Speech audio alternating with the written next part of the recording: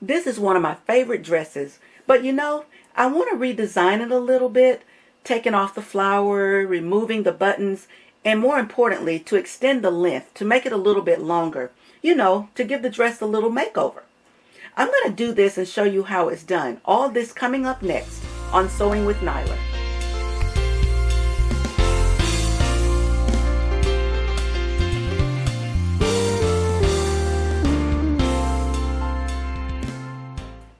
So here's my dress, and as you can see, here are the buttons and the flower, but I'm going to remove these, and I'm also going to let the hem down so that I can extend it and make it just a tad bit longer.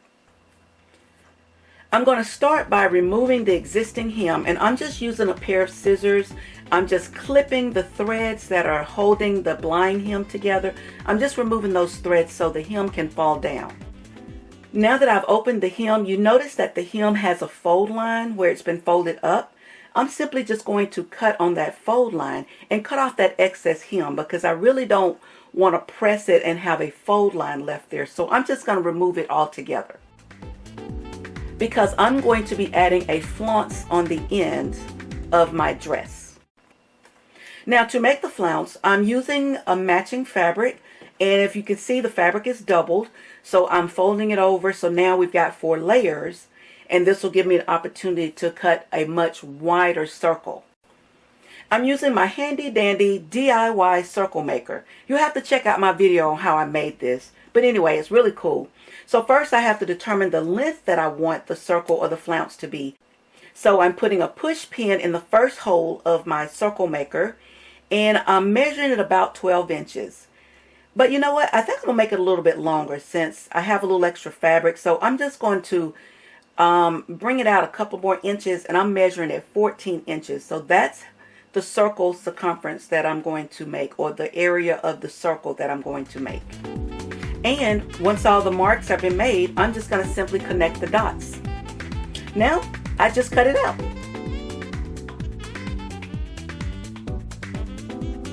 Now I have to get the point out of my circle, so to remove that tip, I'm going to measure down from the point down 3 inches, and I'm going to make a mark around that area for 3 inches, and then I'm simply just going to cut off that tip once I've made all the measurements.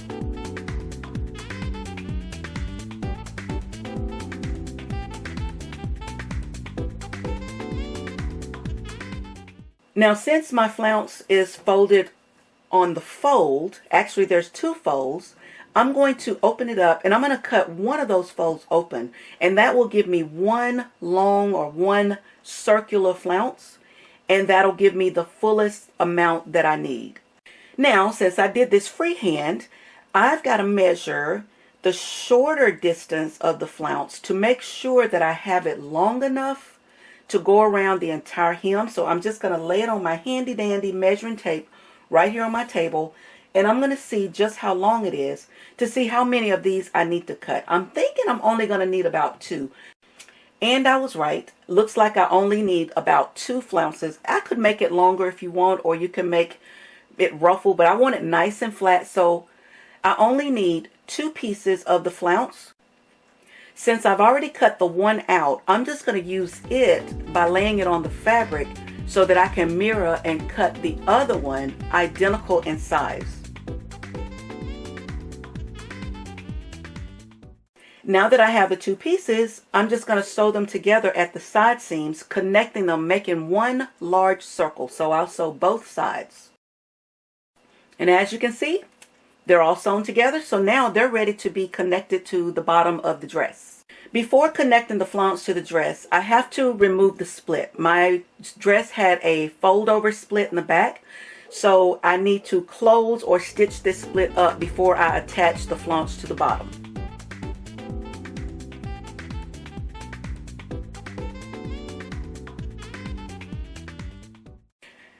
I've closed up the split.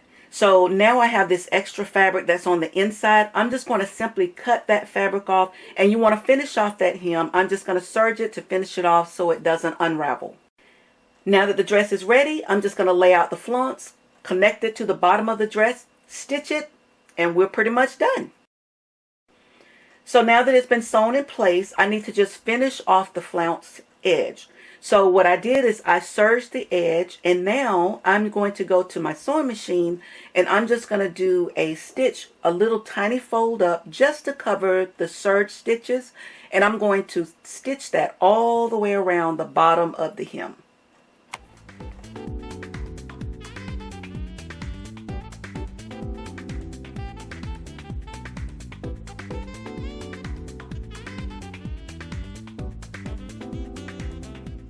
So the hem is done, and I did that tiny little small stitch. You also want to make sure that you serge or finish off the connection where the dress and the hem of the flounce comes together.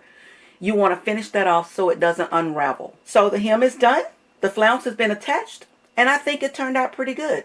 So all that's needed now is just a little pressing.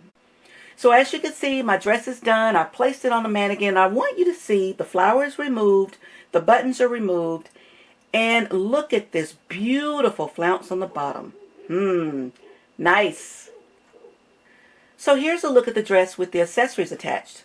I have placed a beautiful black and silver necklace with matching earrings on it, and to cinch the waist, I've added an elegant wide elastic belt with a flower motif that's connected at the closure of the belt.